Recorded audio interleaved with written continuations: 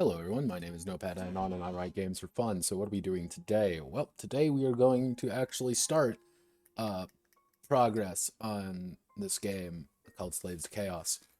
You may be wondering, Notepad, didn't you already have episode 1? And the answer is no, there was no episode 1. It's episode 0.5 now because I didn't quite realize the extent of the madness I was getting myself into. But now I do, everyone.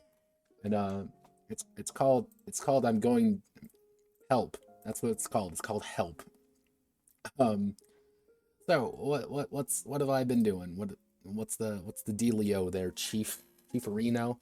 So I got the system in place. I had to do a little bit of editing around with the system to make it actually a functional game. I switched it to a dice pool-esque system, pretty much to score successes, do good, be cool, you know how it is. Very simple system, but I needed to make it simple because things are going to get a lot more complicated as we go on. Now, uh, wrote the lore. Lore can be summarized as Super God wants to form... yeah, Super God wants to make perfection, however, he's really bad at it, so he keeps fucking up and leaving infinite planets to the side. So he just lets his two kids, Order and Chaos, play 4X games on them in competition. There is no winner, only losers, and that's the lore, everyone. That's that is why things are the way they are. It's because people are playing a 4X game. So this is where things get a little bit weird. So first things first, I needed a method to I needed a method to gen worlds. So you may be wondering, Notepad, why don't you just use one of the endless amounts of free tools online to do that for you? Well, good news, bad news. Good news, that's what would be ideal to use. However, they do not factor in our fixed FICSTs, food, industry, culture, science, and trade, which are pretty much our 4X resources that we need to collect. When I said that I'm going to be making a 4X tabletop game, I did not lie when I said that. I'm making a 4X game, and I have to do the first bit of this, which is called map generation. Hello, phone. How are you? Oh God. Okay, give me one moment.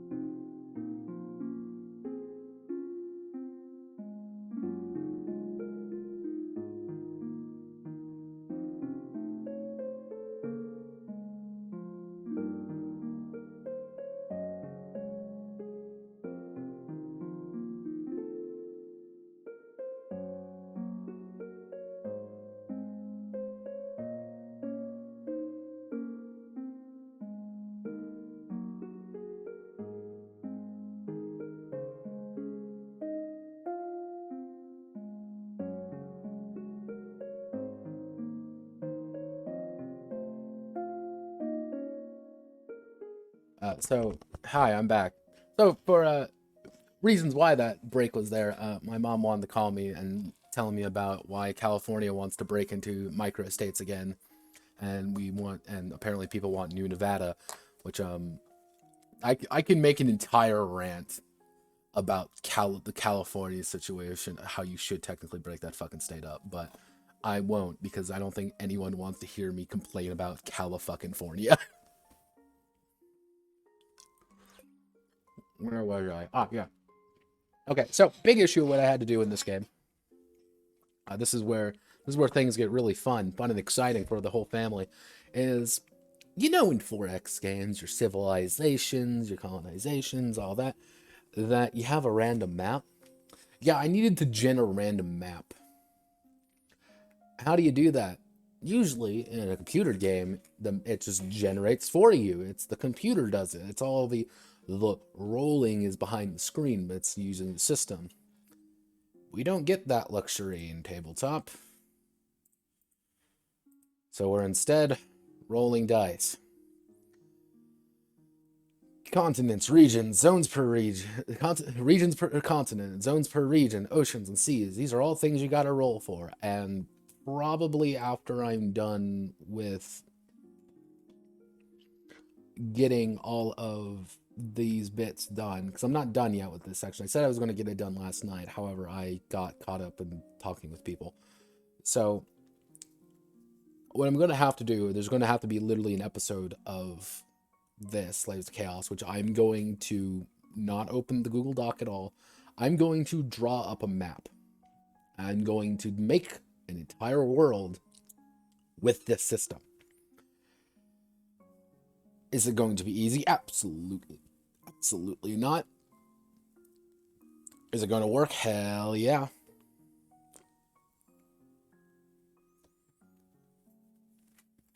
The only thing that I'm kind of worried about as of right now, archipelagos are really small. So you're immediately going to be kind of starved for stuff unless you play a maritime civ. I'm also afraid that small continents are going to get these are going to get way big, and they're going to be a pain in the goddamn ass to actually navigate and get. Mostly because of the number of zones aren't really that high and how it's done. Because if we go down here, this is where the planetary features are. Because yes, you got to roll for every individual part of your planet as well. Determine how big it is, what the temperature is, what the fertility is like. Okay, once we've got all that, we've done it. Okay, we're done yet? Nope, not quite yet. Every single region also has to have a biome. That biome is going to determine what the average zone is going to take up, what that average zone is going to produce.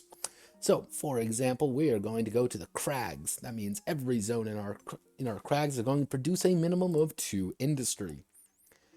This is going to get complicated when, if we scroll up here, we might have, let's say 3d6 zones per region. So minimum, this is 4. Minimum, you're going to have 6 regions in a large continent. At a maximum, you're going to have 20. 20 times 3d6, which you're going to have 60 to almost. You're going to have a lot of zones that you're going to have to roll for, and things only get more complicated because every single one of these things you got to worry about. Because every single one of these augments. Yes, it augments those various tile improvements, so those zone improvements. So, for example, you have dyes. Dyes, if you work that tile, you're going to be you're going to get 2 culture and 1 trade out of it as well. Does this sound complicated? The answer is yes, it does sound very complicated. However, it works. That's the little part that gets that things start getting confusing with. Also, we have unique features, and unique features go on zones. So, for example, let's say I get a small river. What I actually should do.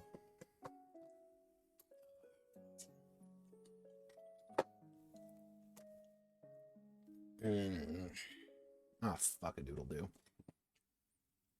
But yeah, no, all of these, I had to try to make them as generic as possible. I was actually asking people earlier today about things like stock food, cash crops, and things like that.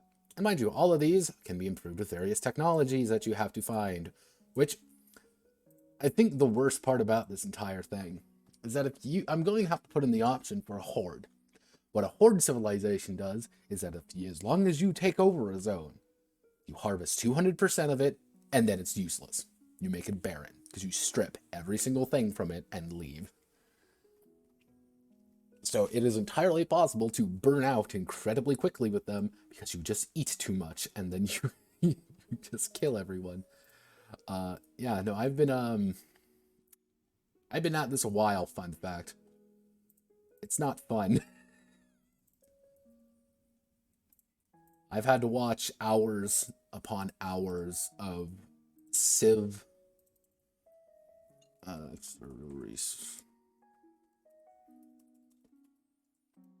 I've had to watch hours at this point of Civ 6 stuff just to get the right idea of like how to balance certain things and where bits and pieces go and how you make them work properly. I am broken at this point. Can I make you bigger? Extra resources. We'll put extra resources there. Zoom all the way up. We can get vegetables on there. Vegetables. Select everything here. Is this going to be probably one of the most expansive games I've ever had the displeasure of writing? Yes. But will it work? Maybe.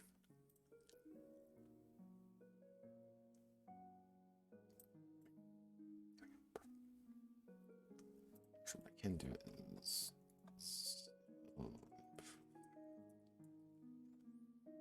There we go, perfect.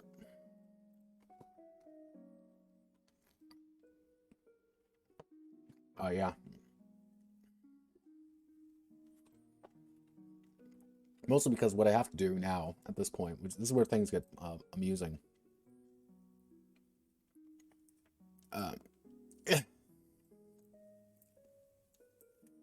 So we've got this done. Well, actually, no, we don't even have this done yet. I still have to do all of this. As well as racial design and society design. Oh, yeah, and all of this. We haven't even hit combat yet. Or how to actually even make a goddamn character.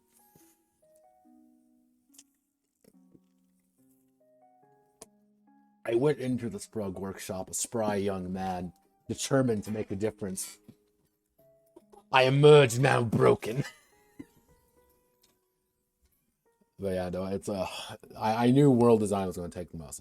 This was going to be the part that's going to slam me and make my life hell, but I can do it. It's fine. And there's just a lot.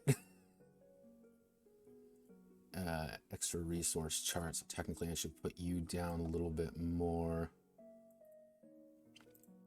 Table properties. Is what I have to do now. Unique features.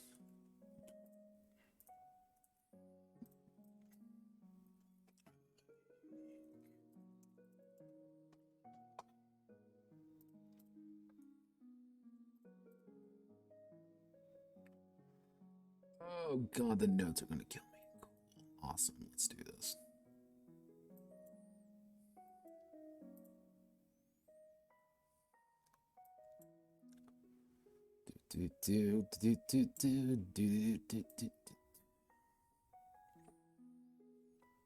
Yeah, I'm not even confident I have all these that I want.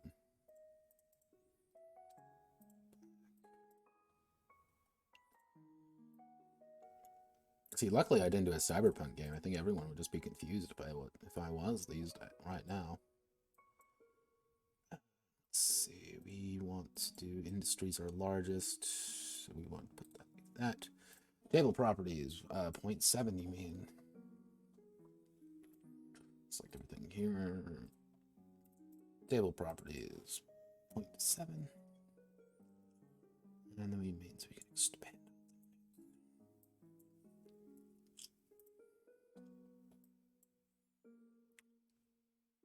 I did not sort that out.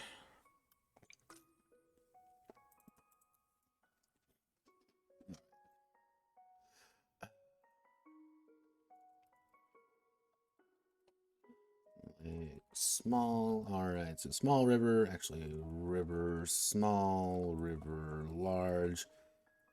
This is your pretty average river. This is like the Rhine. Like, this is a massive river, your Niles and such. That's why they cover so many zones. They give a little bit extra food, give a little extra trade. Mountains are useless. However, if you are a dwarf, you get to ignore all of these. And mountains are awesome because they give you an insane amount of bonuses. But fun fact, players do not play dwarves. Dwarves are too cool for you, and they're good and noble. Not like you dirty ape. Beaches. Tall seas next to it, lake large, lake small, volcano. I feel like I'm missing some more just unique features. Probably am, but right now what I'm gonna do, I am going to just say this is Gucci for just as the most basic assembly as I can get it.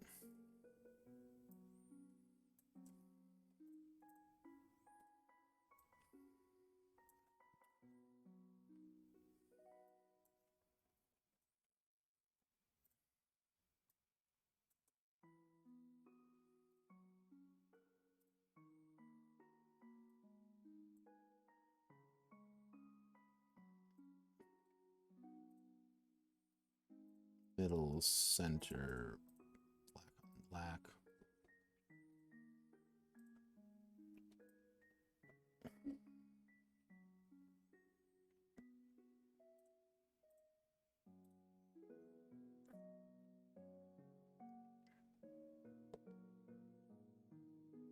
Oh god, it's doing the thing again. Okay. Cut all that. I need to...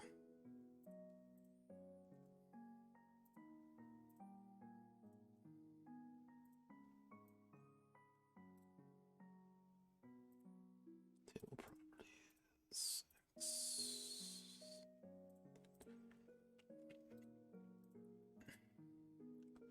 Extend the notes out a smidge. Gotta make it small as possible. Yeah.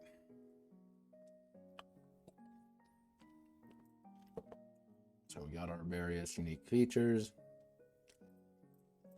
Alright, so the game master determines the starting location of the first biome going among the group to place biomes in individual regions. All verdant and barren biomes must be placed first.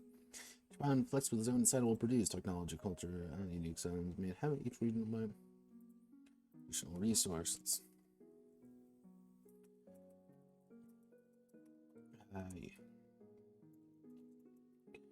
Unique features.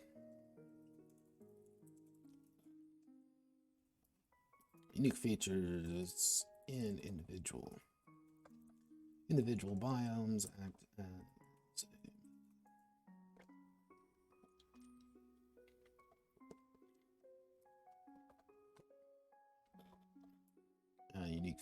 unique features act as a increase/decrease various resource gains as well, and can be augmented by technology.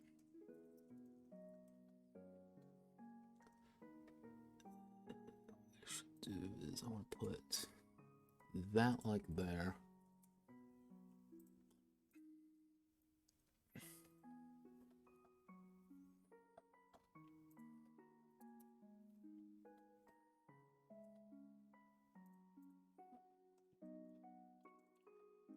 Unique features.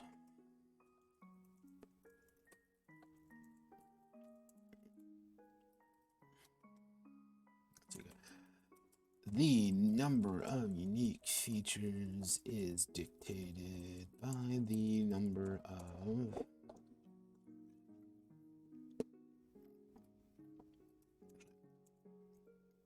by the map type selected by the group. These are placed after all biomes have been seeded. Finally, zones may also possess unique resources. These unique resources can be exploited with the correct technology and give a bonus to that zone's. Give bonus to that zone's output.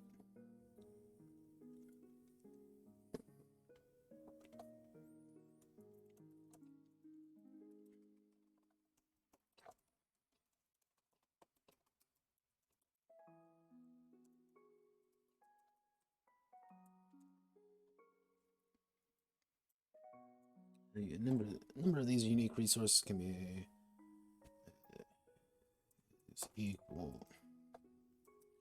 is equal to a value rolled in relation to the map type, allowing the creation of any number various resources to dot the world.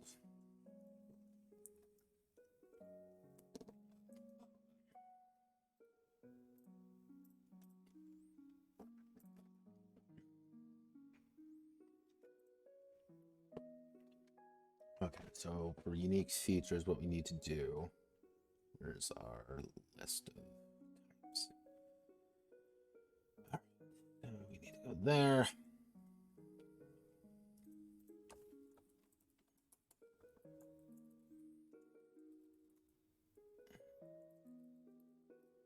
Oh God, how do I want to word this?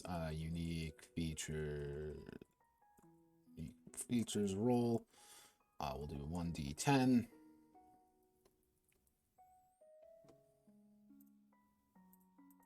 Fuck, how do I want to do this? Make this the x-axis, make this the y-axis, and then have the roll here for just the number. Yeah, that sounds like it'll work.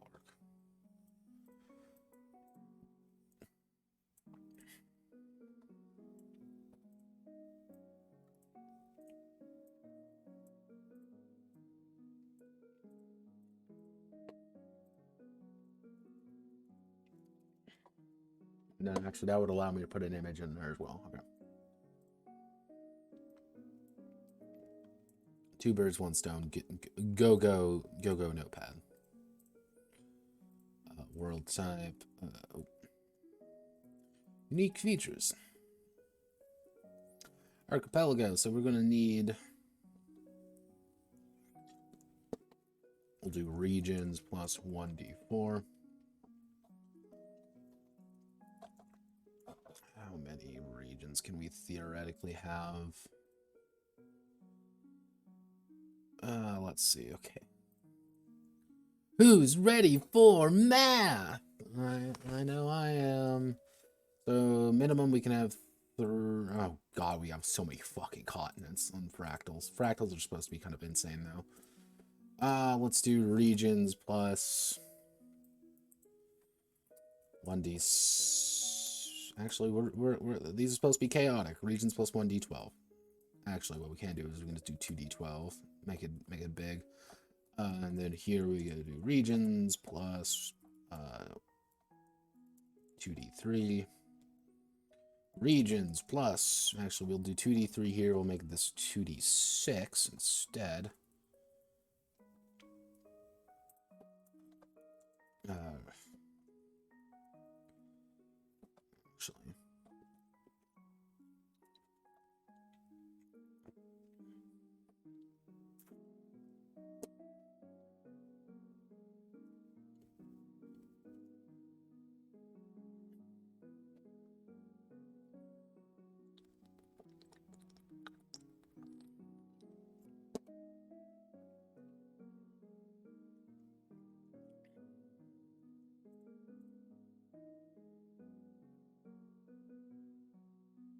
Oh, fuck me. I'm going to have to do this a different way, aren't I? Okay, we got to do this completely different way. All right, cool. All right, so why,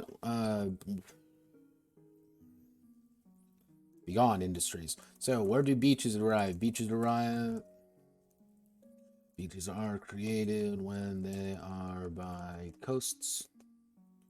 They are by sea tile. They are by sea areas. By seas taking up.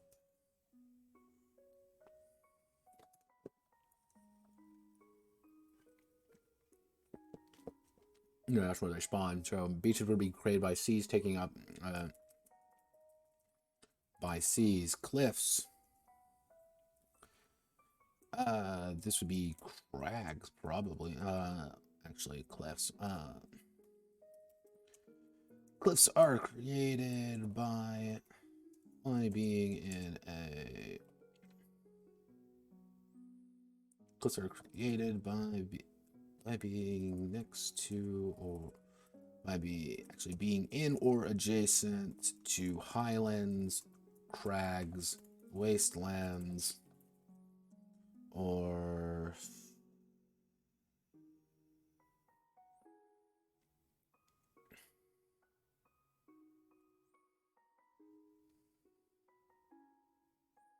yeah, or wastelands. All right.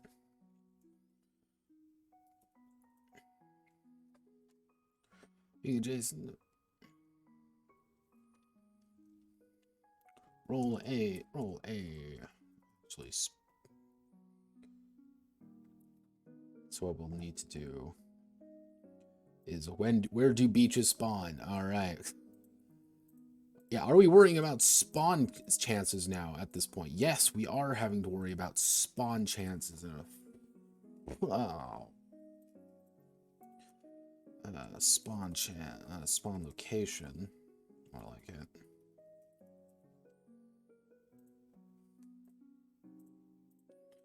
Okay, so spawn location. Oh, didn't mean to click that button that way. Oh no. Okay, spawn location.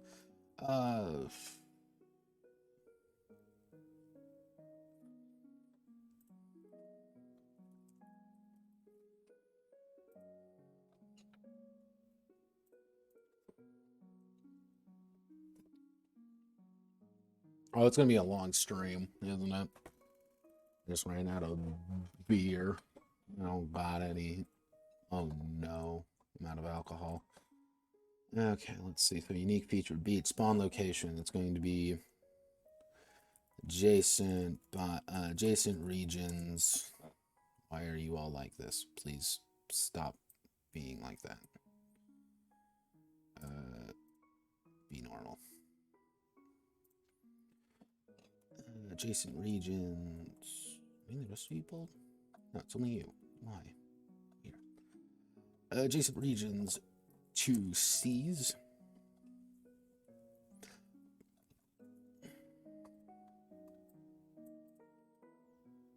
Adjacent. In or adjacent. In or adjacent regions.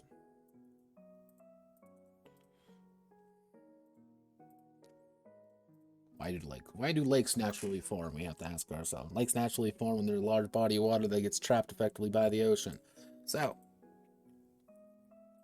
let's Google it. Why do lakes form?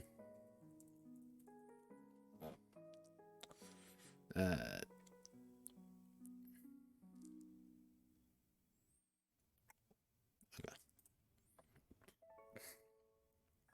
Lakes are just naturally occurring then.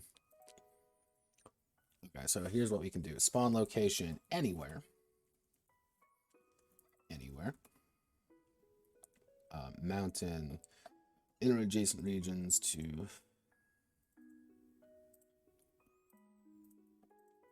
Well, we're going to do spawn number, and then we're going to do wild spawn. Wild spawn, just random ones that pop up in the middle of nowhere that shouldn't technically...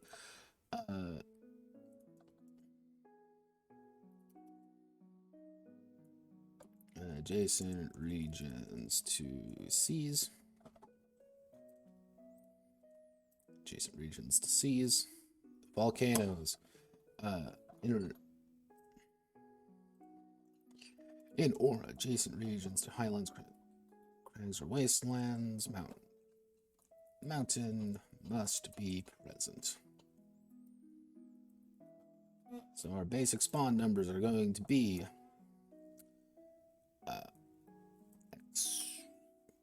I'll actually call this, if we're, how do we account for something that's very small? Regional.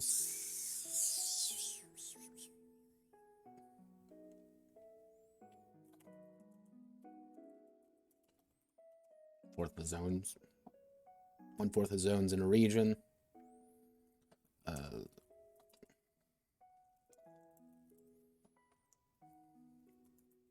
Beaches do not spawn when the wild cliffs. In our adjacent hut, we're going to do, what's our number of zones?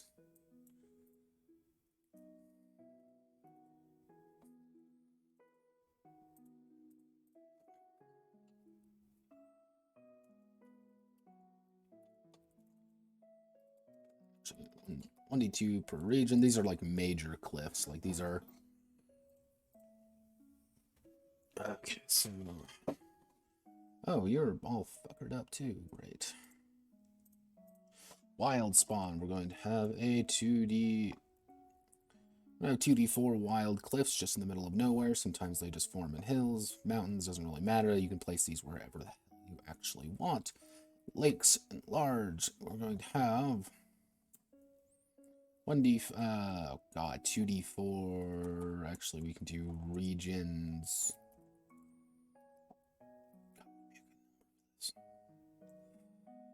It's more like the Salt Lake than anything.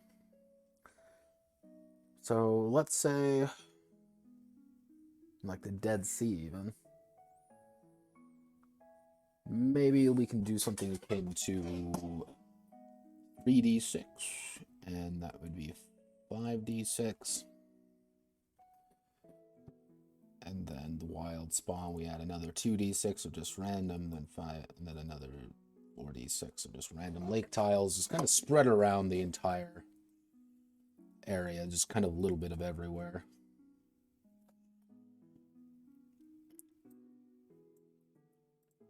And then we can actually, a number of zones it takes up. So if we do that, what we can do is we can move you over one. So we do that, alright. Mountains, why do mountains spawn? We're going to do 2d4. Actually, 1d4 per region.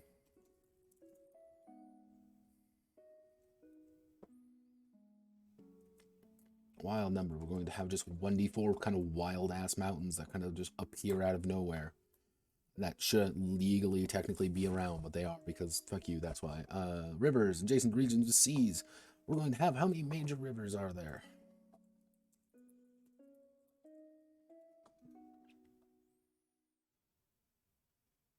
I've made a mistake.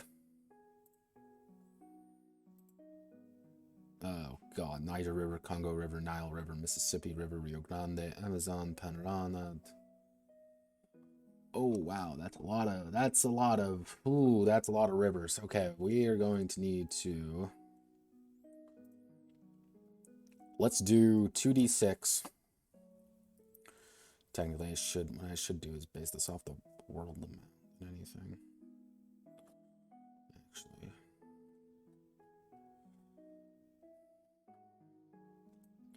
Welcome to spawning. Civilization seceded, civilization sustained. Let's do insert column to the right.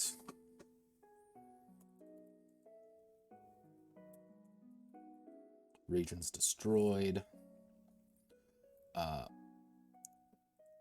6 regions will kind of, let's say 5 regions will get destroyed. Actually,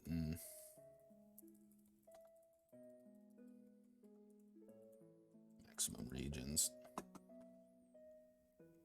So if we look up here, time for more math. So we have 2d8 continents and then 1d3. So that means our maximum is 2 to 16, which means that there are 1 to 3 per. So this means we have a minimum of 2 times 1, which is 2. So we have, okay, so now that means we have a minimum of 2 regions 2, that means if you literally roll absolutely, like, you tiny island, and then, like, oh, they're very tiny areas. So 2 regions to 3 times 16, which should be...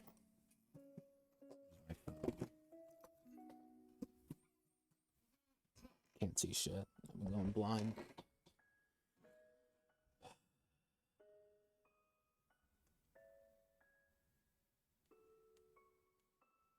Oh, Christ, the numbers.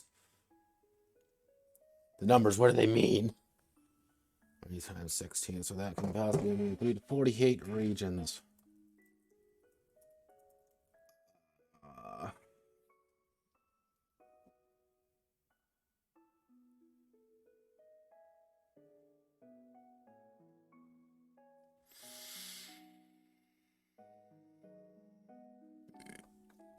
Okay, we're not doing this. We're not doing this method anymore.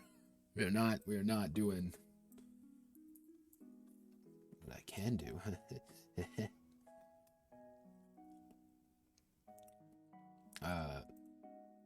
Maximum regions.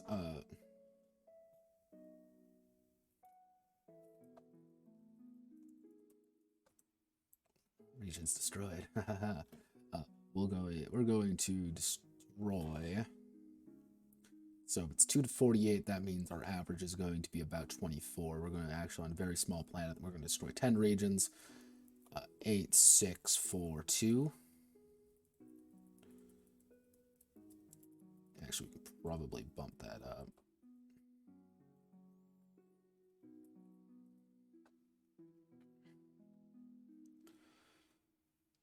So you just remove regions that you don't like very much.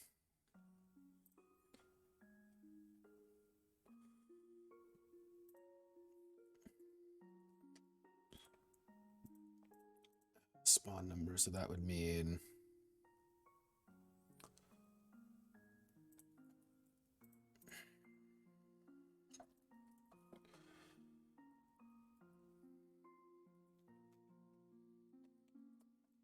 You don't think how complicated making a goddamn map is until you gotta go through all the little numbers.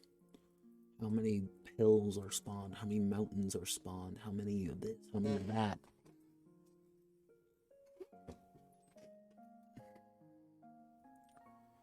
We'll make 46 rivers. Wild spawn. We're gonna have 1d3 of these. We're gonna have 2d3 of these. Number of zones. This takes up 2d8. This takes up 1d6. Volcano 1. Wild spawn 1. And there's a 1d1 chance of it spawning. In minimum, you're gonna have a single volcano in the world, which someone's gonna put down. And whoever puts that down is going to be a giant asshole no one's gonna like. Will probably be the GM. So let's select everything here.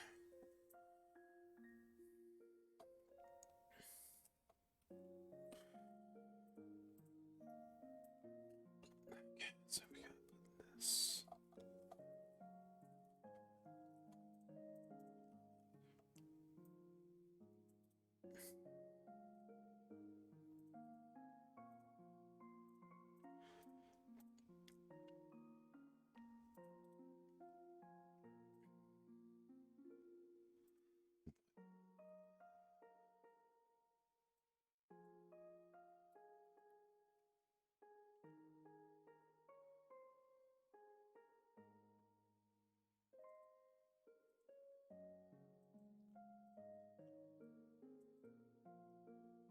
Table property is 1. Unique features. Center middle.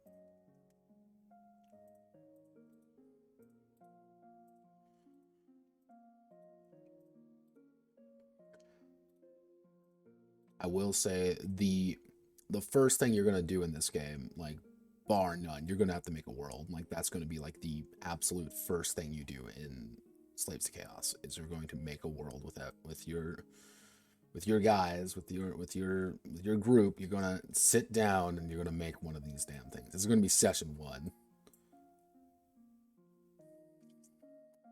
Worst part is I know I'm gonna have to put in a little thing being this like, do I have to reduce these rules? No, you don't. Technically, you don't have to do this. Extra resource chart, which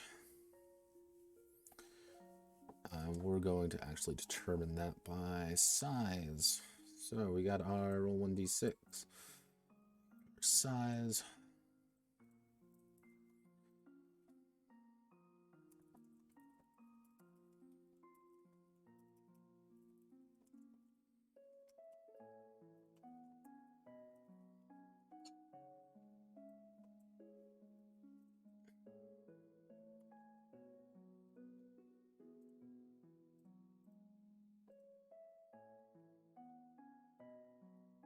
Two d6.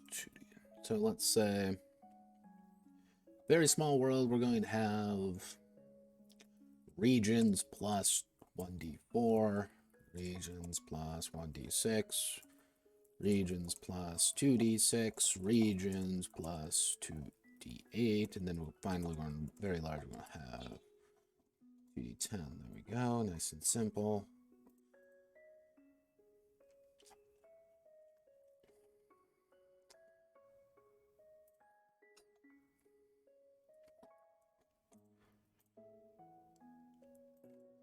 Extra resources.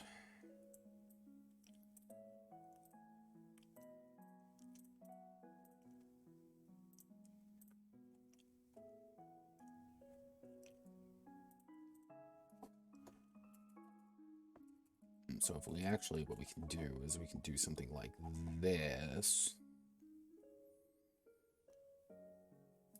Put an image right, or we can just put it on a completely separate page, but that's pretty damn big. We can just put a big image right there, I guess. Because this is such a massive goddamn chart. But don't worry, that's fine. Okay, you know what? This is, we'll work with this. More charts the merrier. More charts the merrier, right, everyone? Right. We're gonna continue lying to ourselves with that. Because if we keep lying, the nightmares go away, right? Right. Okay. So minimum, you're gonna have one resource for every region. But if you want, you can just stack them all in one region, or stack them all in a few regions. If you can do that if you want. I mean, I wouldn't recommend it because that's kind of dumb. You're going to get yourselves killed. All right. So, what else do we need to do? So we've got this. We've got our extra resources. We've got our unique features. We got our biomes. Biomes and zones are done. Planetary features are done. Random world landmass is done. Oh, golly gee willikers, Batman. Let's see. Okay, we need to do the 10 ages now. Okay, so.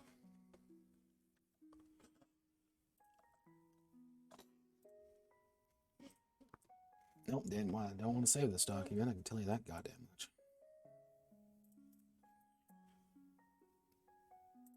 Is this the right document? Yes, it is. Ha ha ha. People say I am disorganized as I name this Notepad document as Google. Alright, so.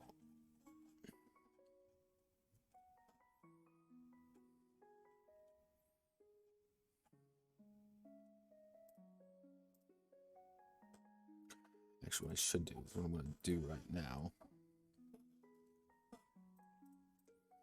Side note.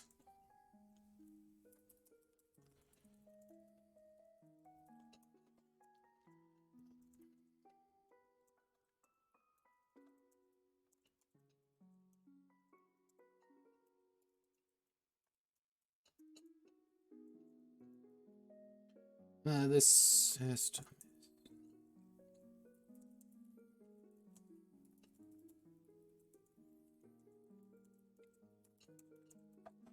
The group wishes to engage.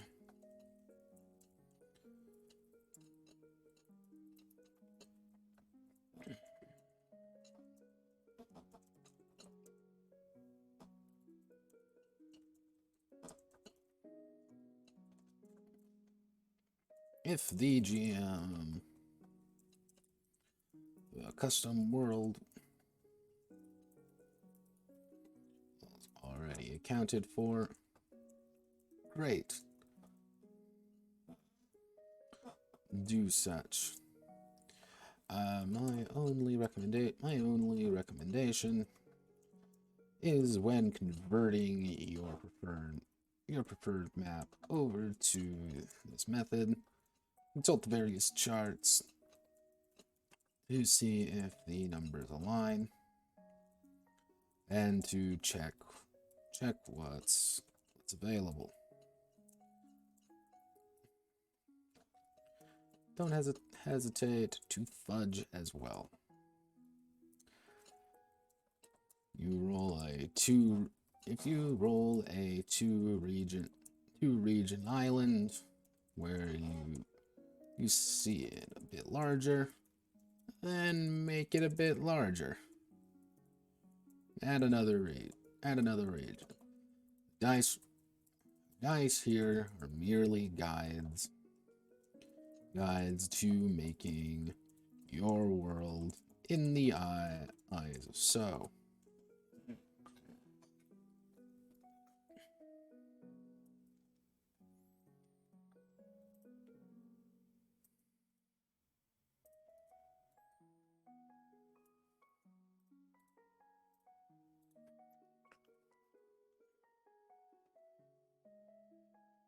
And then here's where we're going to post our big example map. All right.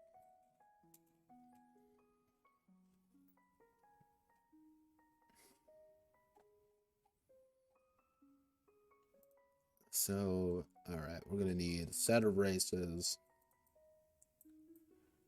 Okay, we're going to do the 10 ages. Just give a brief rundown of each of the various ages. Then we're going to give the races of order. We're going to do the Dark Lord probably. We're going to give. Okay, this is the goal for tonight. I want to get this done. That's the goal. God help. All right, let's do this.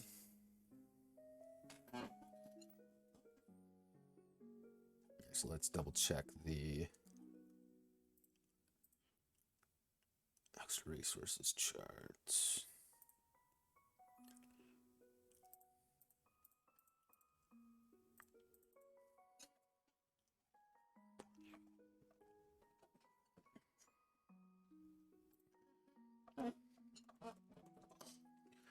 Ages. So if all of those were 2, so we would need to do 2 here.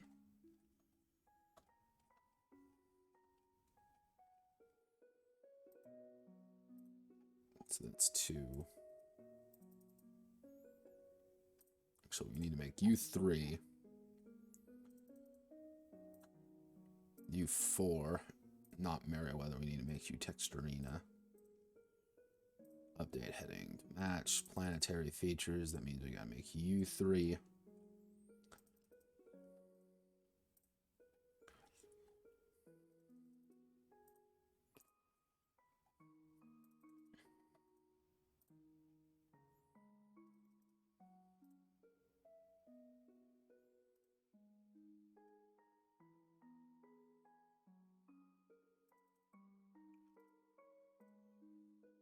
Okay, so we check that again.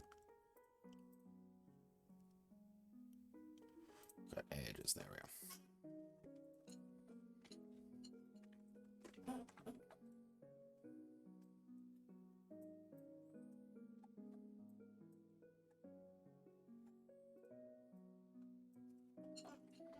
Ages. Time.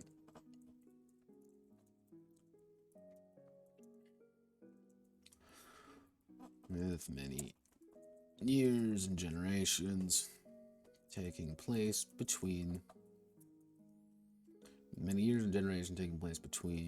each age and rebirth of the Dark Lord.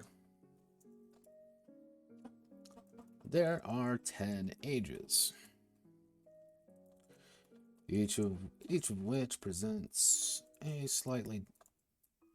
a different set of challenges and problems the world, and in turn the player's civilization, civilization must face.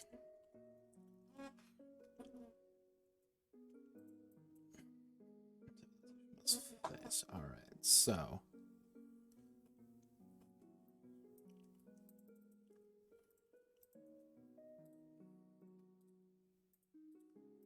ages are not going to be a very long section, but doesn't need to be a very long section.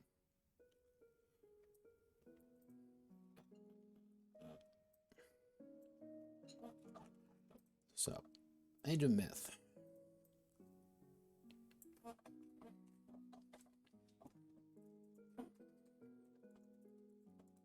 Myth is a time when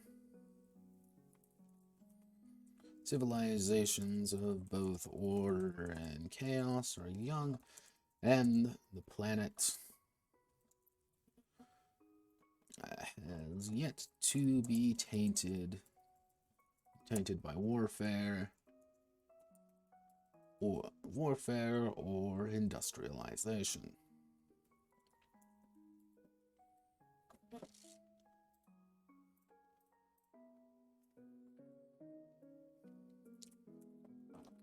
There are few order heroes, but each one is terrified.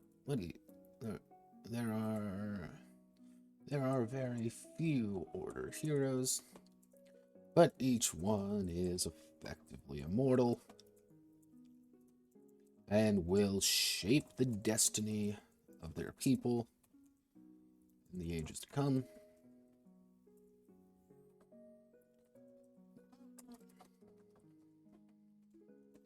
Chaos are in flux, as the initial societies have just managed to advance past basically animals. The champions are a reflection of where they wish to head, but are still what they are. So pretty much the first age, the Age of Myth, is pretty much like, that's your foundational age. That's when you're getting everything in place. That's when you're kind of learning. And there's going to be two phases of civilization, at the beginning of the age and at the end of the age. Which is effectively, start of the age, you get to do all the things that you want to do, including like, oh, we want to expand here, we want to do this, we want to do that. End of the age, okay, let's build this, expand here, let's move here. And then you get another beginning of the next age. So it's kind of that, overall, you're going to get about 20 turns to actually do stuff out of your civilization, but hopefully by the end there, by usually about 5, my goal is by 5, age 5 is when things really start ramping up and you're allowed to really expand. You're allowed to really get a lot of those big advancements and those beginning and endings. As, that's kind of the age of, it's the age of glory, it's the age of colonization, it's them discovering things. However, Order is going to get their kind of critical mass about 3. That's when they're going to start really ramping up.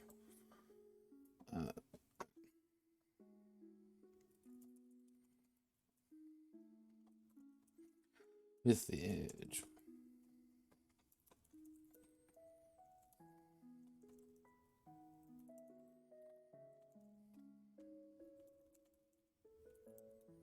With the established. Civilizations 4.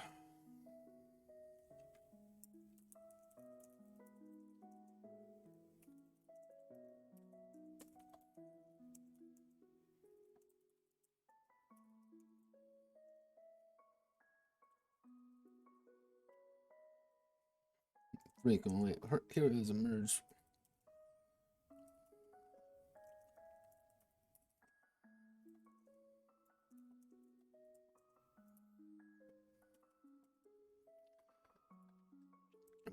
If we were to put, actually, what I should put here is footnote.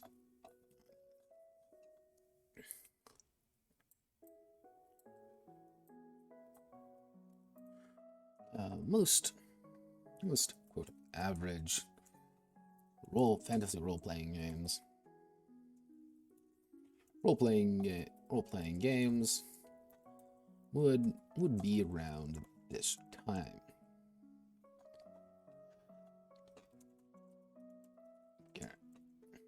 Characters are gaining ground and threats have been established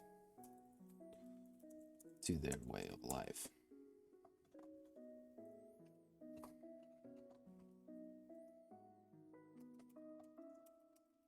Order here more common, but few rise above the rest. With nations becoming more powerful,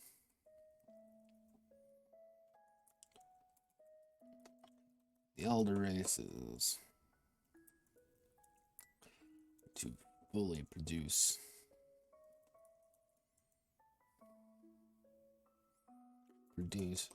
and protect the younger races.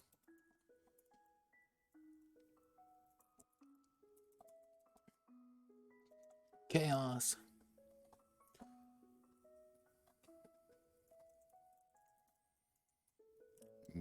is still incredibly strong.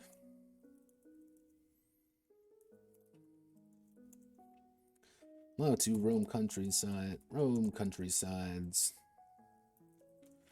and pillage their soft neighbors. Large-scale warfare is common. Large-scale warfare is common when horns of battle are sounded. But the initial fractions in society has begun. Because one of the key things about being a chaos nation, effectively, one of the big things about being a chaos nation is that every age you pretty much splinter. And by that I mean you pretty much get to modify your society a little bit by having a little splinter group. Instead of being like humans, dwarves, elves, instead of placing new cities down, you have to give up part of your resources and you pretty much make a new civilization. And it's like, oh, well, we're a roving horde of barbarian nightmares. Okay, we're adapting our civilization now. We're changing it up. So you, as the players, get to decide who is the majority, who is the minority. You play as the majority. So if you're a roving band, roving horde, that first age, horde, we beat everyone up, we really won. Second age, all right, we're going to make a majority of our people into more nomadic herdsmen. We're going from rape, pillage, destroy to something a little bit more sustainable. We still have that rape, pillage, destroy faction inside of our people. That's still a obvious part of us. But we're kind of shifting gears a little bit, which may be a good thing, or it could be a bad thing. It's just like, well, we don't really want a fraction right now, but we're going to. Our people are going to be cut in half. As okay, we lost a bunch of our resources now because we've shifted away from our people. We've adapted something to different, or it's just like, some of our people become sedentary. Well, we don't want to be sedentary because we can't. Because we know if we stop moving, we're going to get destroyed by the dwarves. We're going to get destroyed by the elves. We're going to just get run over by humans. So we need to keep moving. And so that's why our agreement is effectively we keep moving. So what happens to that chunk of resources that are now gone? Because the side of your people who said, no, we don't want to move anymore. We're going to stay here. We're going to build our lives, and that's going to be us. They might die, but and it gets even more confusing when you get to the third age, because guess what? Those side factions split as well.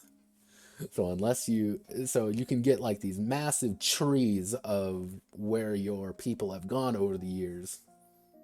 You're still kind of the central point of it, but you get problems where, hey, the humans ran over our sedentary brothers. They're gone now. that entire section of our people dead or been absorbed. You know, that's just not a thing anymore. It's just like, hey, well, there's the Beastmen Nation over there, and the Beastmen Nation, you know, rolled over them, and now they, you know, our people are among them. It's like, no, that's not good. Like, oh, what do you mean they stole all our tech? Like, thanks.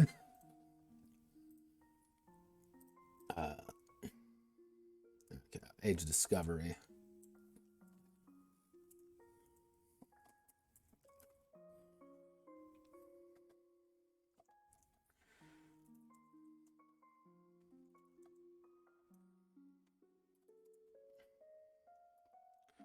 Valors.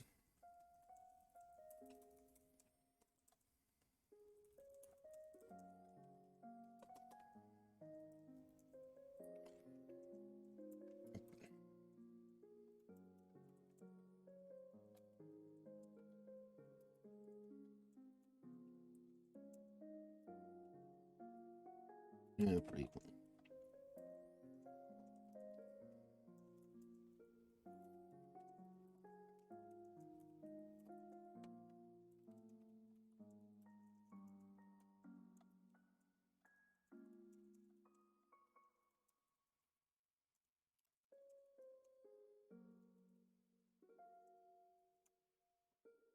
Gemini, which is a great word. And Gemini is one of my favorite words.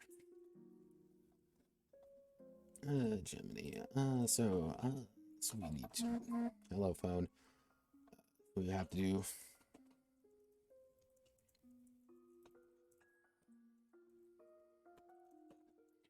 The Knights and Shine.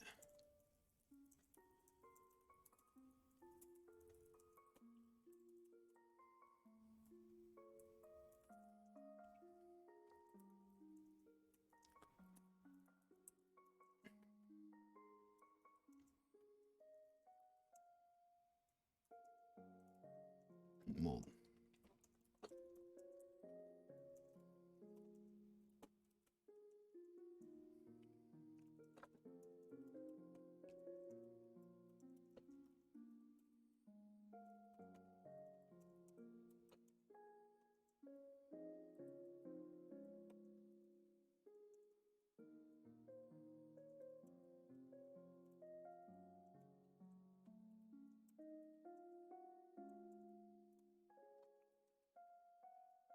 Yeah, it has.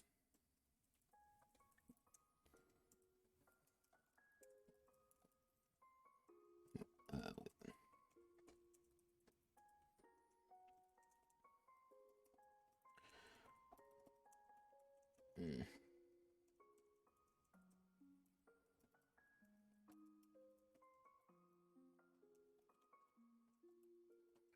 So it's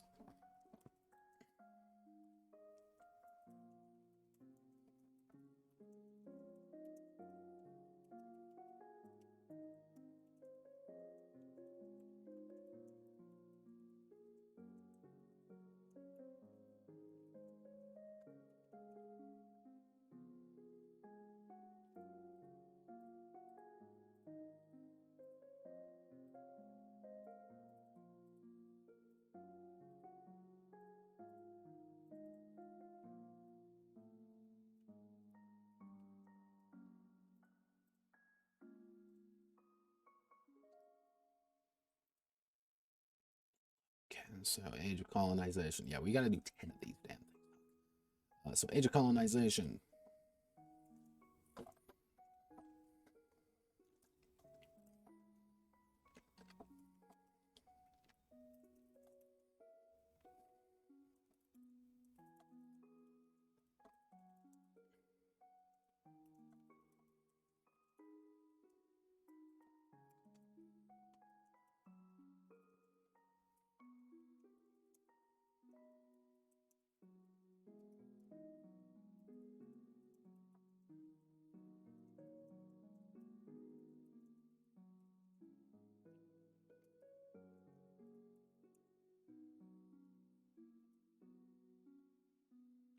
As a man become less important than that of a nation.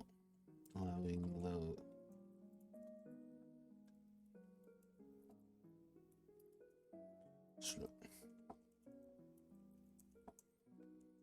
lead entire armies to crushing victories,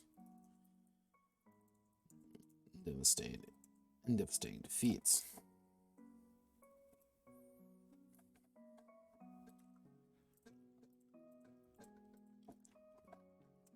Order has begun to divide. As the elder races stop being able to outproduce and defend their younger children, the younger races. Younger races,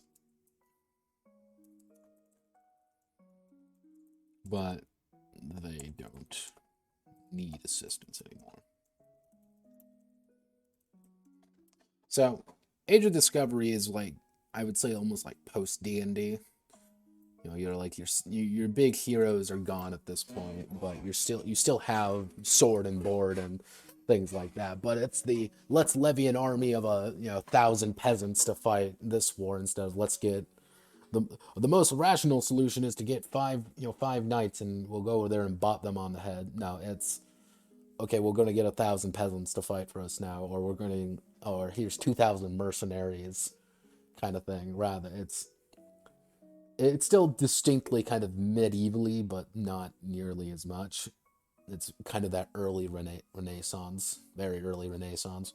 Well, the Age of Colonization is like definitively Renaissance. You know, like everyone has the old races have come to an end. They're not very advancing as nearly as well because that's when they lose a lot of going to lose a lot of their bonuses. However, Age of Colonization does have the issue of everyone else is online at this point. The young races, your humans, and all the other races I decided to put in there, which I still am debating on which ones to put in. So if anyone's got any suggestions of what races to put in, feel free to hit me up. I'm up for anything. Um, they're finally kind of online, and their industry is producing incredibly well. They've got the technology, they've got the people, they've got the forces, and you're just about to come online. It's just like they're trucking along pretty well. It's like you finally kind of hit the point where, like, oh hey, we have basic technology, and like we're you're roughly in the Age of Heroes tier. Like you're like discovering like medieval Dark Age shit going on. Like you've elected a king rather than a fucking let's see. The forces of order.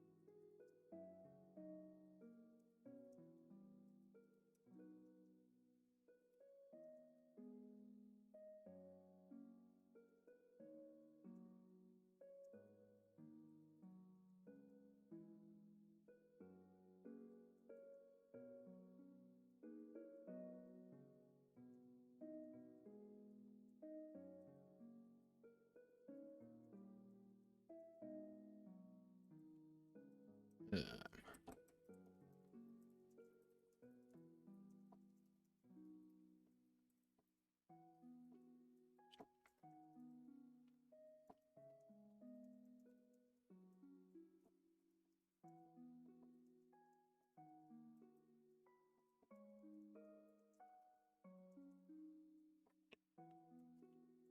Growing in ravenous horde.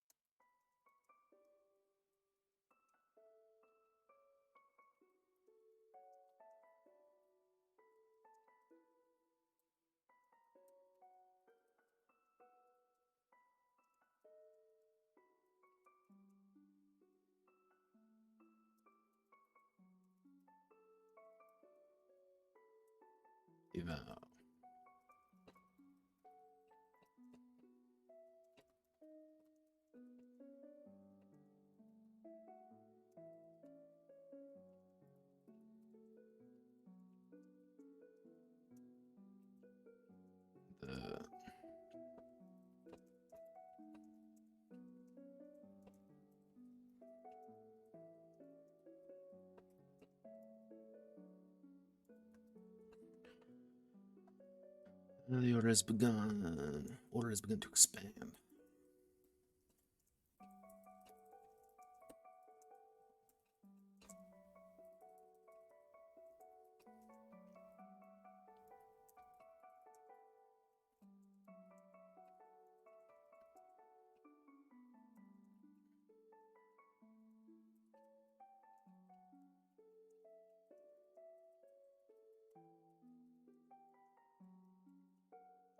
Resources, empires have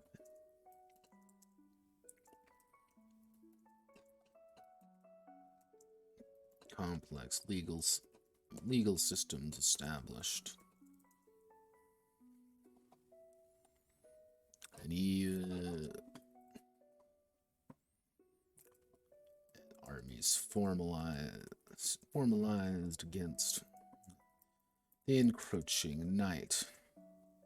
Even if the ghouls outside the walls are just fairy tales.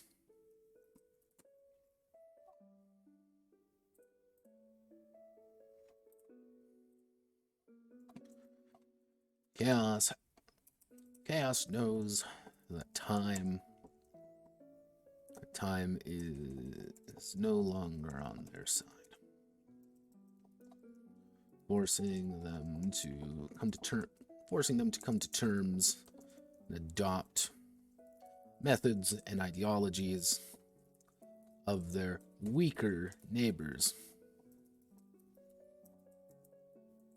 Wars are still common internally,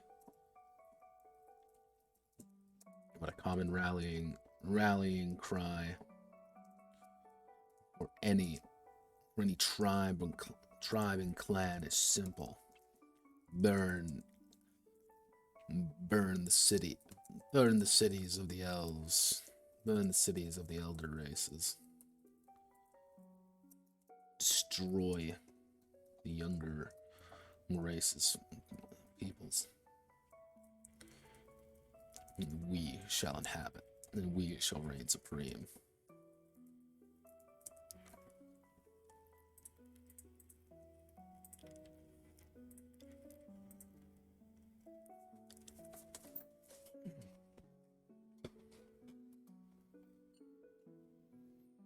All right, Age of Enlightenment. With war comes technology.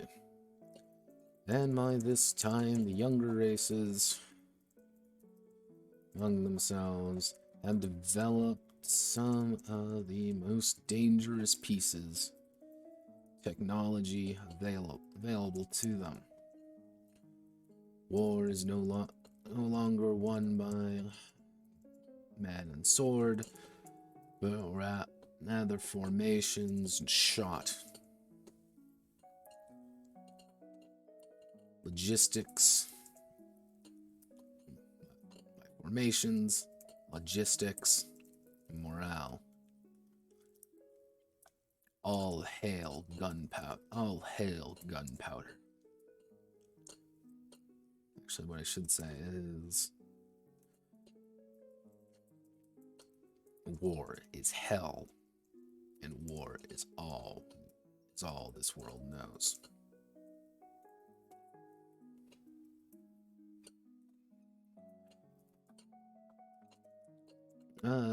The races of war, those of which who have not been absorbed by betters, have begun a mass exodus in the name of resources and progress. The vast quantities of land Quantities of land are required. Colony is established. And every weapon is the bleeding edge.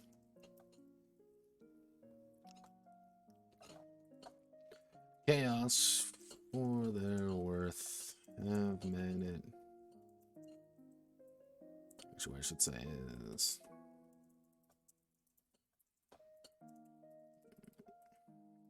survived or either lucky or adaptable. While the race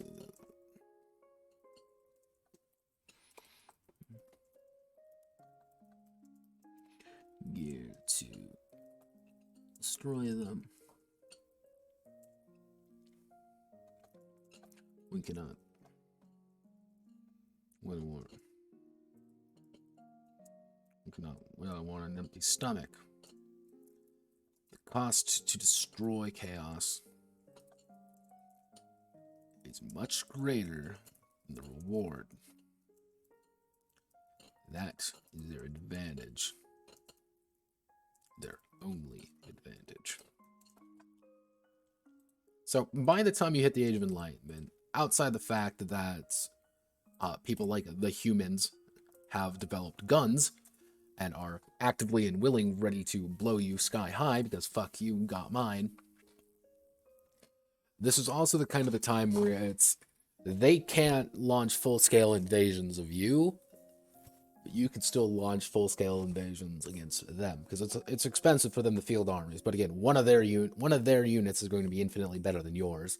So you're going to have to start planning very differently about this age, unless you have kind of been advancing pretty hardcore, which, again, if you're doing that, you're also losing out on other aspects. You know, it's like, oh, well, we've caught up with the humans in terms of societal research, but we don't understand some other parts of it, or we haven't been claiming territory at all, or we haven't been, you know, doing that. And there still might be, you know, roving nomads during this time, which may be, you know, complicated. Being like, how do you deal with nomads if you're a bunch of, you know, if you're humans and your walls are in disrepair and the nomads keep stealing all your damn guns?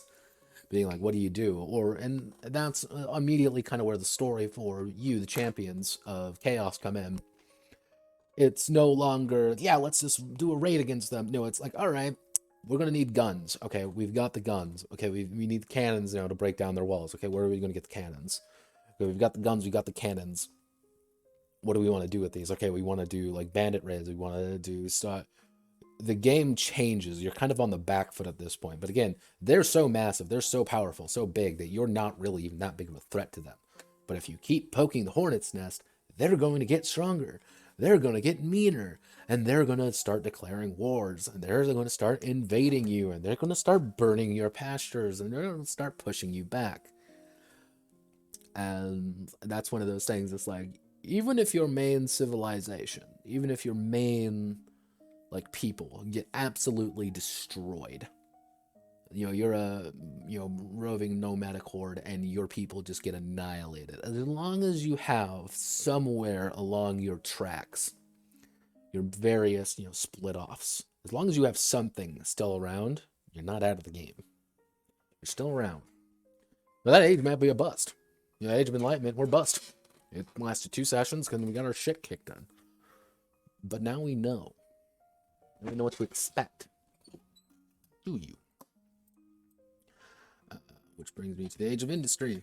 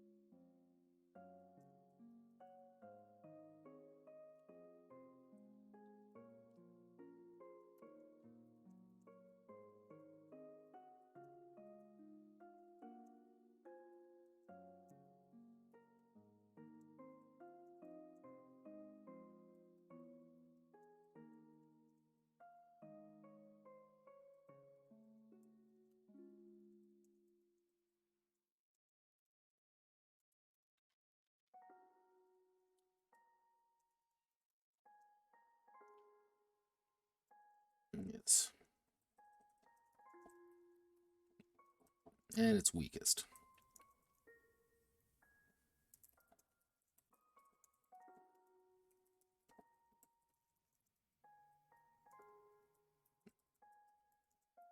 And we'll go to the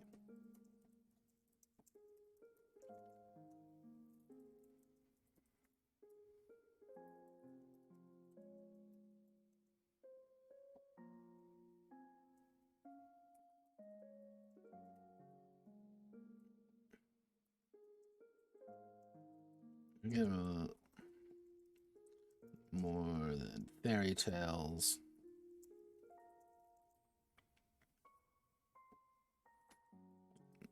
Stories for children. But the spark of heroism is still present.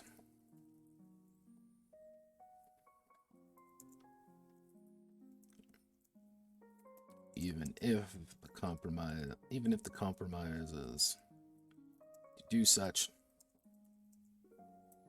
even if being a hero has been stretched.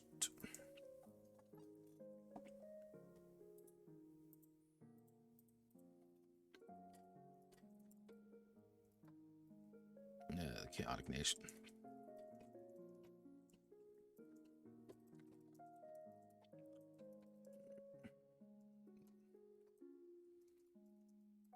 Alright, peace. To the Machiavellian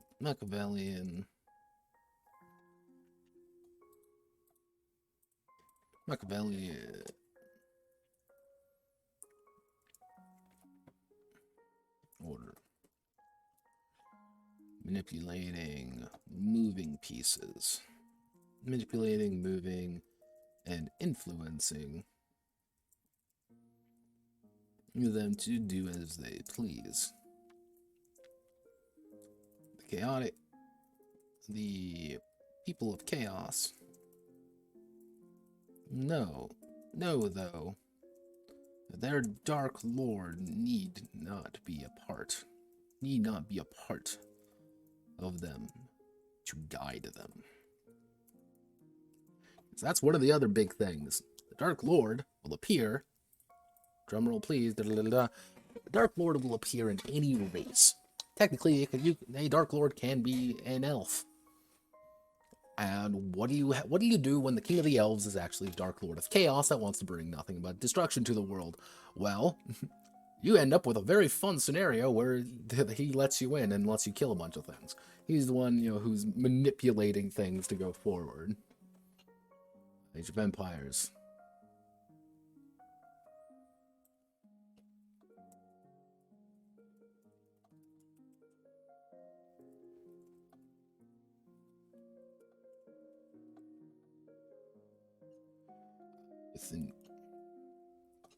With industrial might. With industrial might, resources,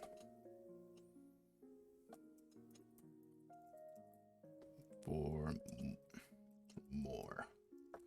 The hunger of an empire. Place in the sun. To build a society where the sun never sets. And their people live forever in the history books.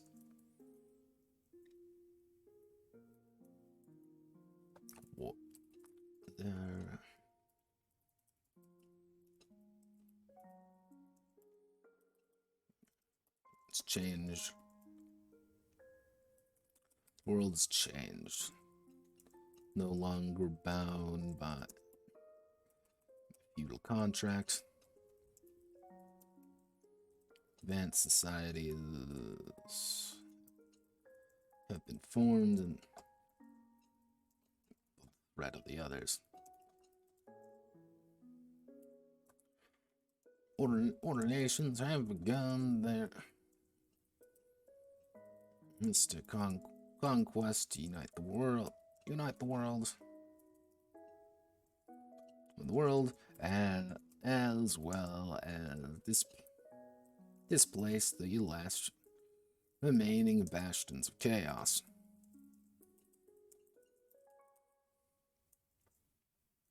By Jingo. Jingoism is common.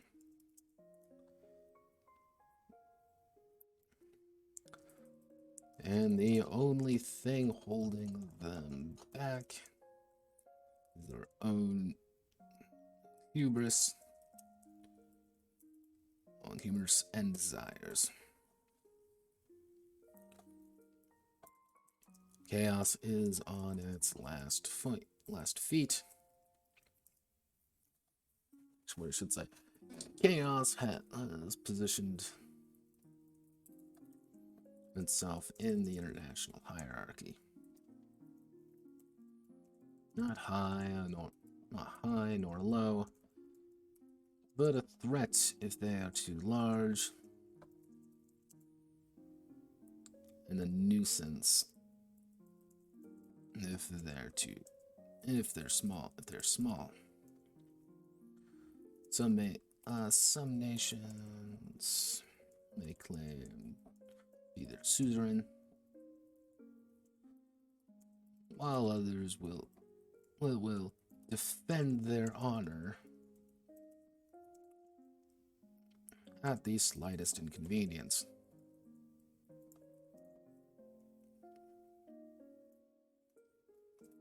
Technology is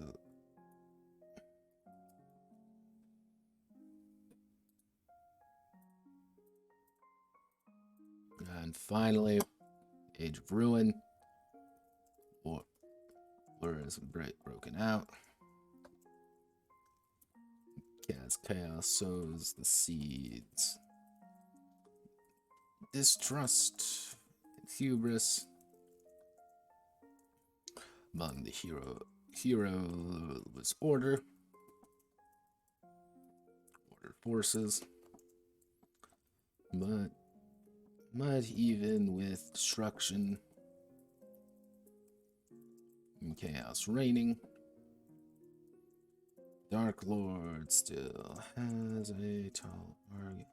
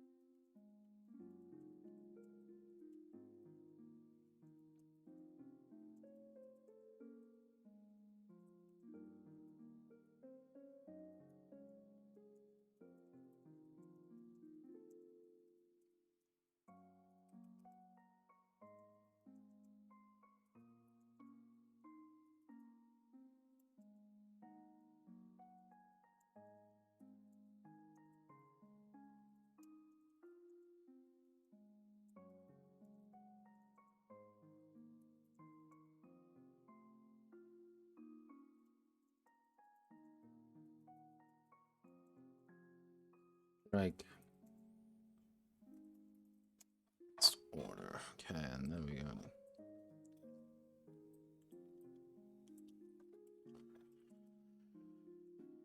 In the pages, integrate or die.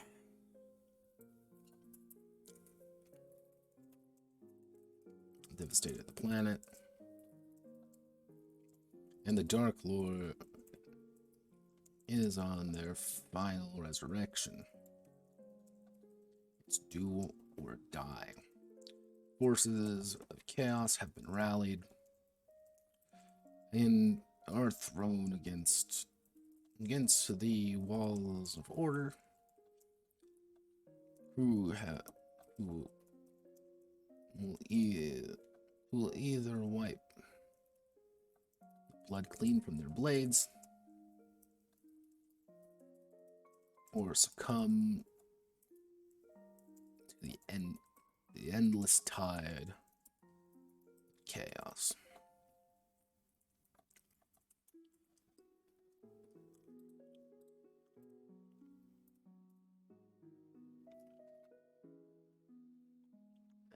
Okay, so what you want to do?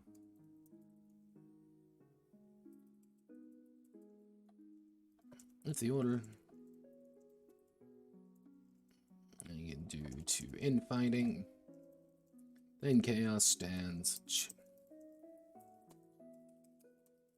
of destroying them in one fell swoop. However, they are united, strong. The order has already won. Heroes or not. Chaos is ready for the final confrontation. It's do or die. The Dark Lord is on their last legs, and if they are to fall, they are to fall in combat, or to be banished to their home world, or be banished from this world. And all hope, chaos's victory, is dashed.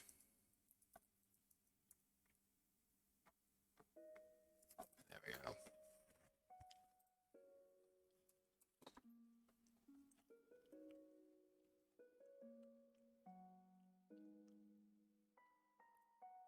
Yeah, at 4 pages, just entirely of how long was this? Good God.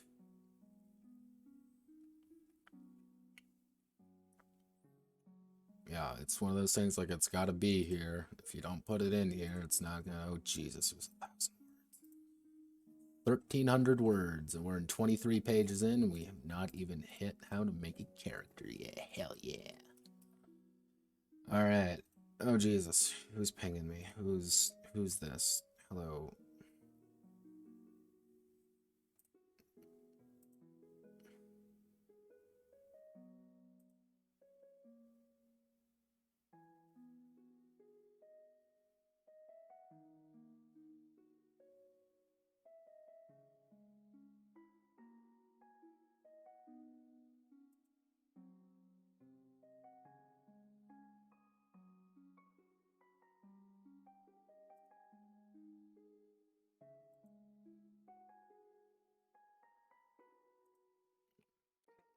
Come on, focus, Notepad.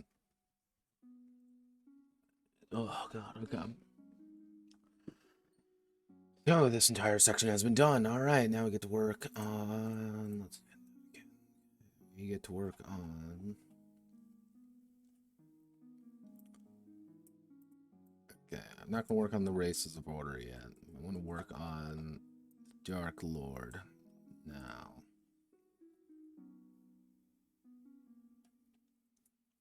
Okay, so the Dark Lord.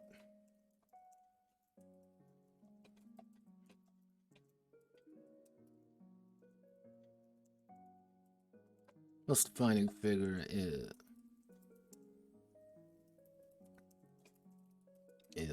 the Dark Lord.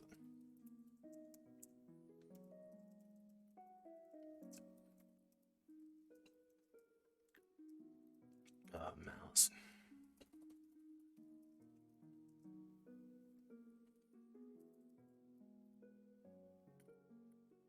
It has been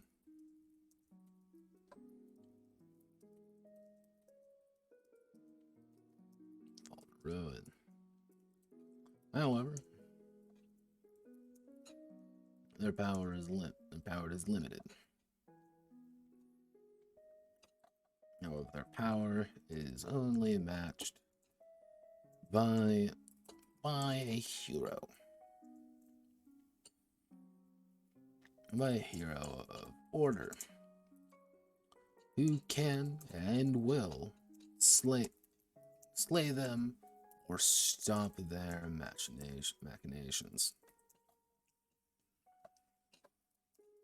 Dark Lord's ultimate goal is the destruction of order and the fracturing of and the destruction of order and bringing about an age of chaos. Age of ruin and chaos.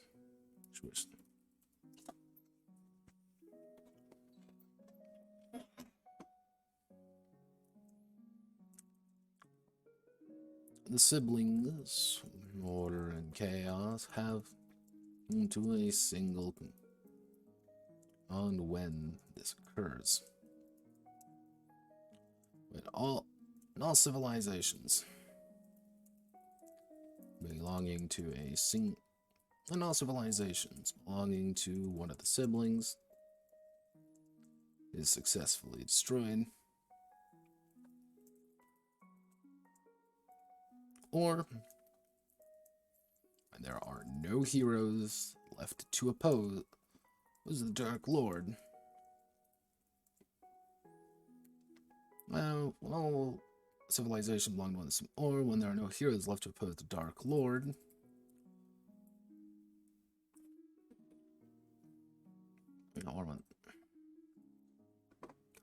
will victory be achieved? To balance this out, the Dark Lord can only resurrect themselves 10 times. Actually, can only bring themselves into the world 10 times. 10 times for 10 ages.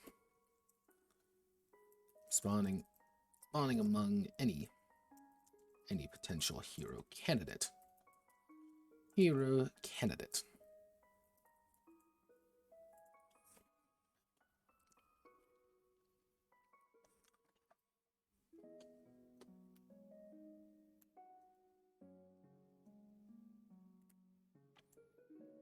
Order being the trickier of the siblings, have accounted for the early game advantage of the Dark Lord. At first, their sole hero is an unbeatable god. Is an unbeatable soul, crushing the initial Dark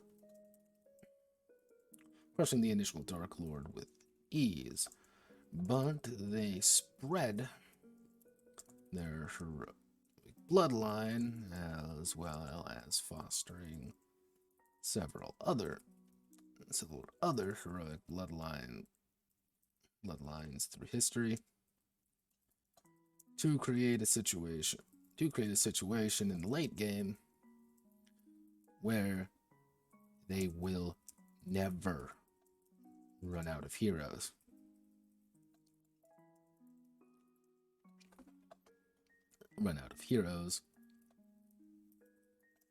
But each hero is little more than a regular person.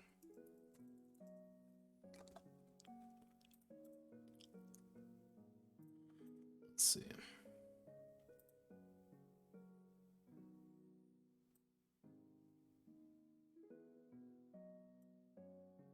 So the early game, you want to kill heroes, but it's harder to kill heroes because they're just stronger. However, the further you go down, yeah, more people are going to be heroes. I mean, more people are going to have to stop.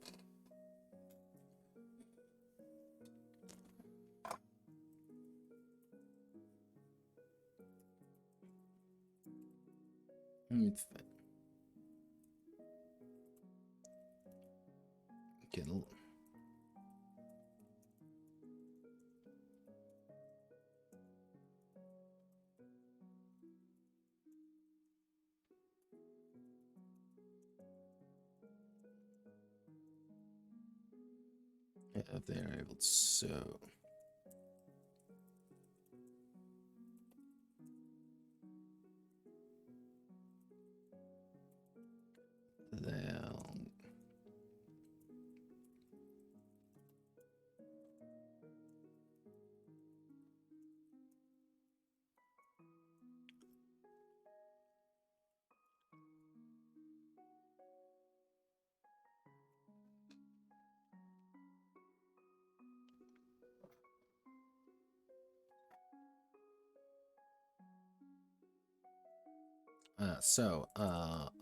Who can be a dark lord? Any sentient can be a dark lord. Even one of the order. The influence, chaotic nature of chaos's blessing allows them to infect even the most noble souls with their twisting power. Once an age truly begins, when a new Dark Lord has appeared. But the forces of chaos may not know who or where their dark patron for their malicious patron is, only communicating with them via their champions and anyone able to tap to the magical world.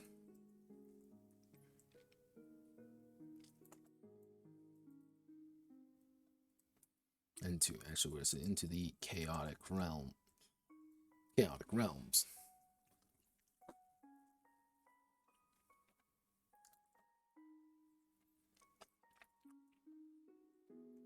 When starting a game of Slaves to Chaos, determine how the Dark Lord presents themselves. Is it a single constant being that emerges from a deep slumber every age?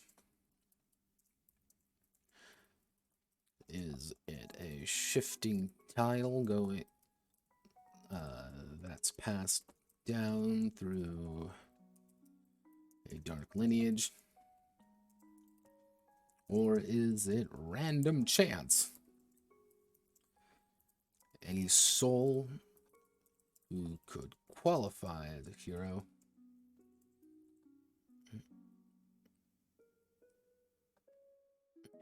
can technically become the Dark Lord themselves. Can player champions be the Dark Lord? No. Champions of the Dark Lord themselves are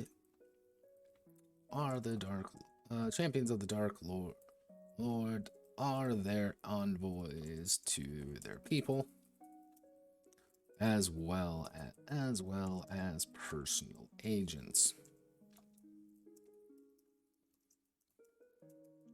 The Dark Lord has many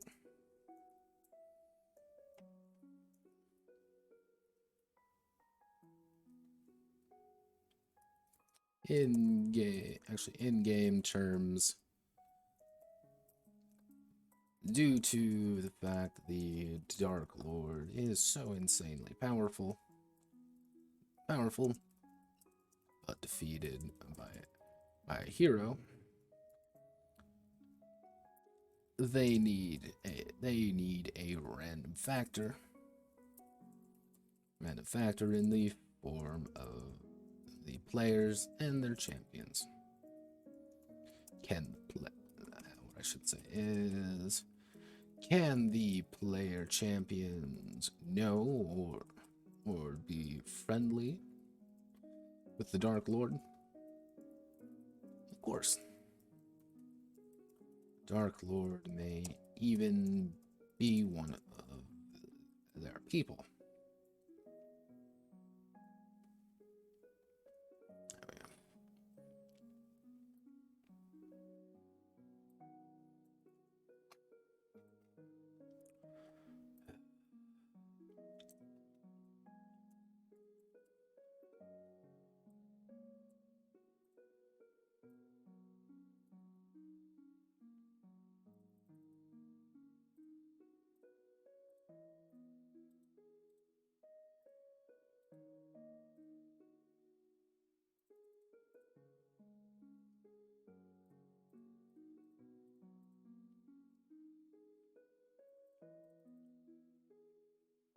side note out of it. I think that's going to be the most appropriate. You can be a Dark Lord. 2. Actually, no, it'd be 3.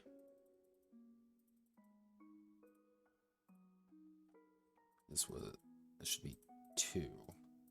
They're building the world right now. So side note, mechanical implications of the Dark Lord. As for mechanical parts, actually what I should say is adding mechanical parts, adding mechanics to the Dark Lord is the Game Master's decision, as it does add an extra layer of complexity actually to the situation.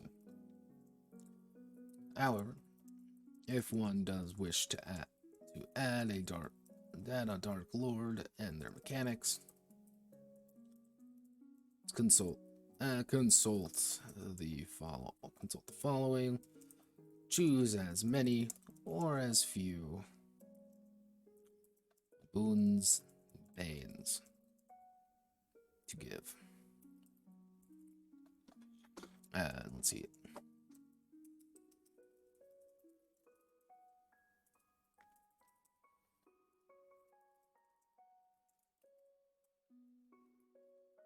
Yeah, I have 8.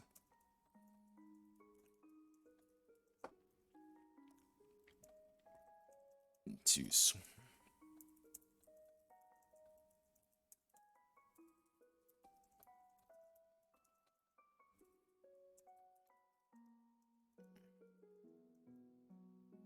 Or got.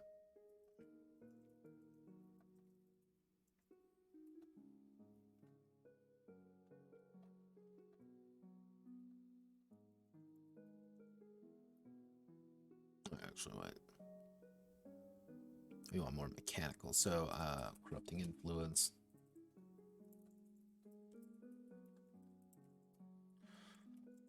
Wherever the Dark Lord is situated,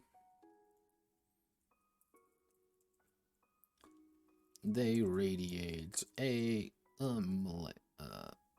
miasma to the surrounding region,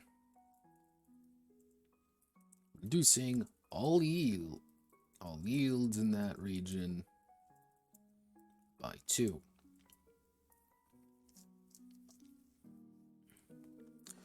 If it is reducing all yields in the region by 2 if it is controlled by a order civilization,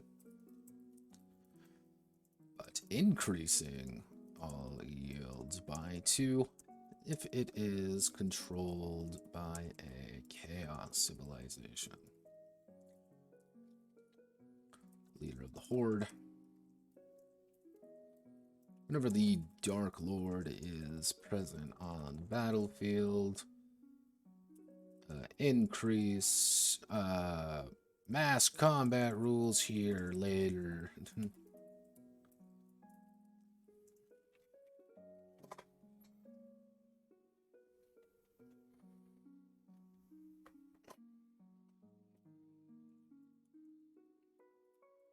Markup. Chaos 8.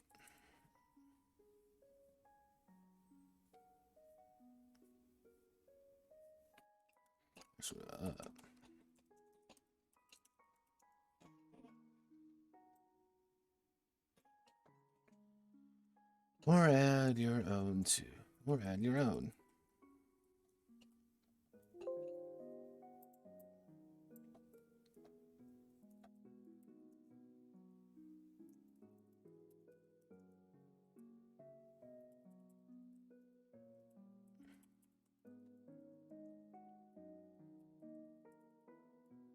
What would be a good one? Let's see. Corrupting Influence does that.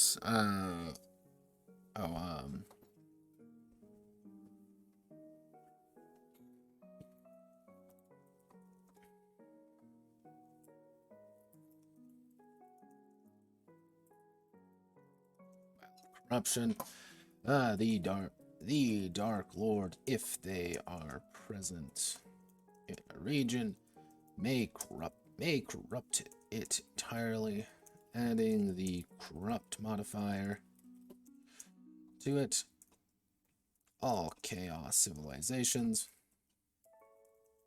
gain a +2 culture for each zone, but order civilizations gain no resources. Tiles.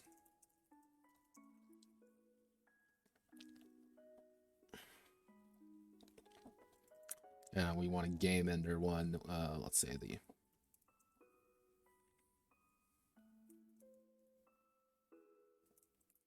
Rights of Ruin.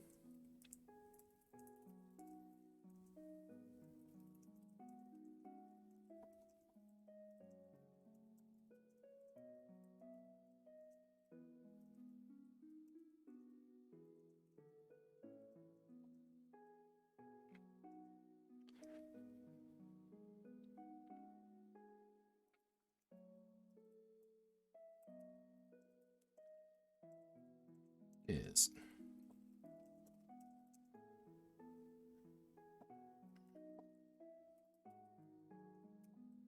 form right 5 times.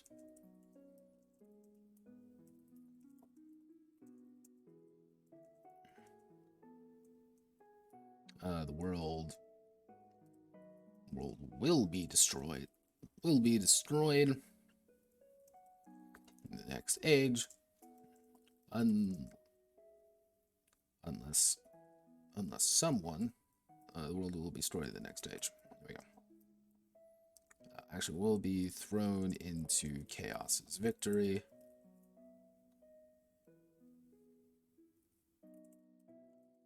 Breaking the seal. The Dark Lord spends time and energy requiring artifacts and heroic souls to fuel their attempt to destroy only one of the seals to hold them back. If the forces of order aren't able to construct 5 seals,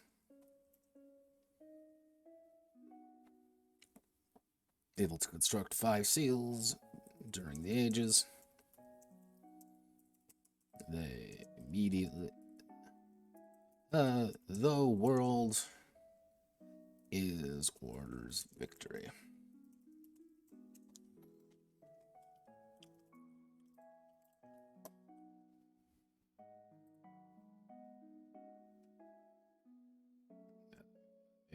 Inserts table 1 by 1.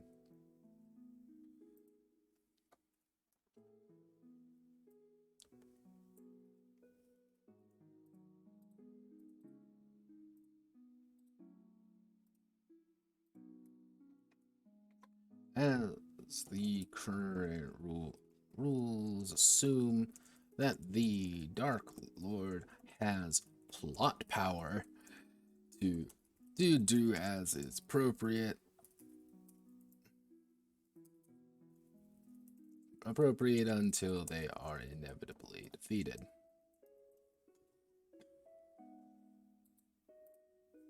There we go. Alright, so we got the Dark Lord section done.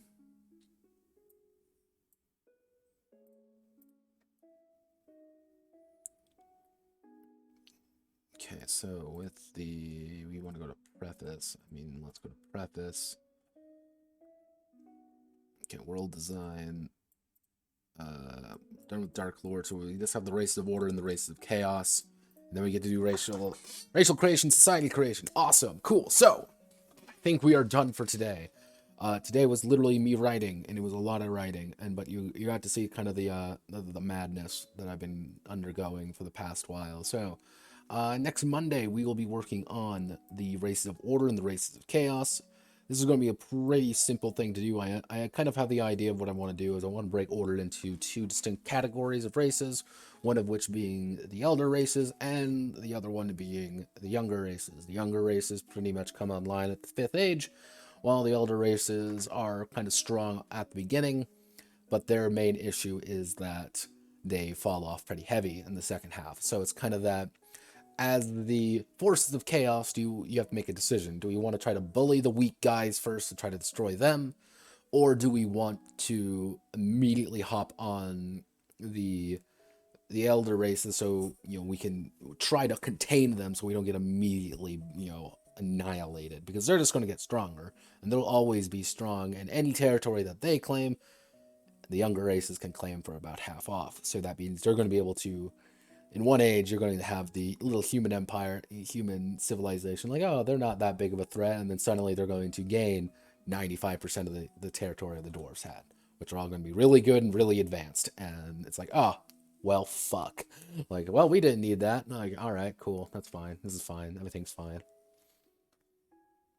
So yeah, thank you all for watching. Hope you all have a wonderful rest of your night. Godspeed, good luck. And if things go according to plan, again, Races of Water, Races of Chaos, we could probably start on racial creation on Monday.